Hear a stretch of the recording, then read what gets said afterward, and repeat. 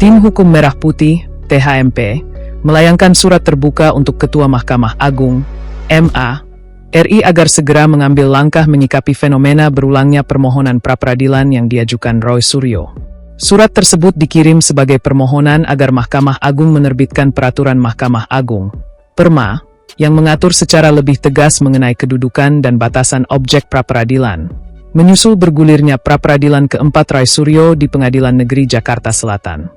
Ketua THMP, C. Suhadi SHMH, mengatakan persoalan tersebut tidak hanya berkaitan dengan satu perkara, tetapi berpotensi menjadi preseden bagi penanganan perkara pidana di Indonesia apabila tidak segera diberikan pedoman yang seragam.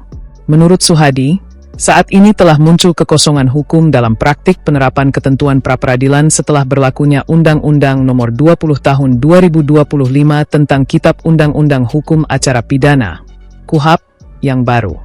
Maka berdasarkan alasan-alasan tersebut di atas, karena telah terjadi kekosongan hukum dalam menyikapi masalah-masalah pra-peradilan yang ada di pengadilan negeri, maka sudah sepantasnya Ketua Mahkamah Agung mengeluarkan perma terkait masalah kedudukan dari status pra-peradilan.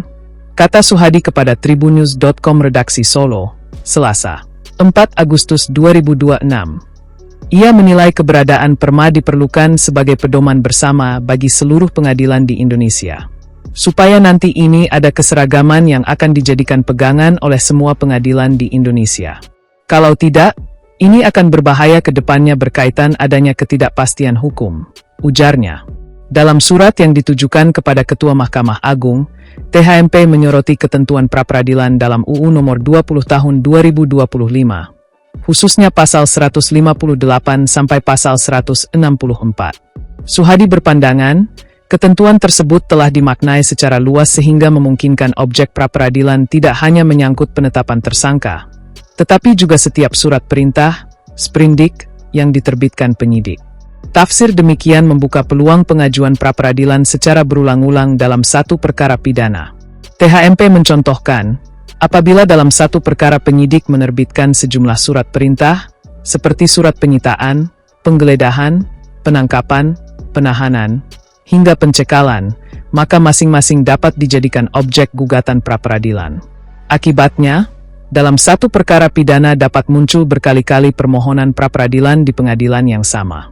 Apabila dalam kasus yang sama terdapat 10 sprindik, maka dapat dipastikan akan ada 10 sidang pra-peradilan di pengadilan yang sama, tulis Suhadi dalam suratnya. THMP menilai kondisi tersebut berpotensi menghambat proses pemeriksaan perkara pokok di pengadilan. Suhadi merujuk pasal 163 ayat 1, huruf UU Nomor 20 Tahun 2025 yang pada pokoknya mengatur bahwa selama pemeriksaan pra-peradilan berlangsung, pokok perkara tidak dapat disidangkan. Ketentuan tersebut dapat dimanfaatkan untuk menunda proses persidangan apabila permohonan pra-peradilan diajukan secara berulang. Ia menilai keadaan itu bertentangan dengan asas peradilan sederhana, cepat, dan biaya ringan sebagaimana diatur dalam pasal 2 ayat 4 Undang-Undang Nomor 48 Tahun 2009 tentang Kekuasaan Kehakiman. Dengan begitu sama artinya pra-peradilan ini telah membelenggu asas yang selama ini keberlakuannya sangat dijunjung tinggi oleh pengadilan, tulisnya.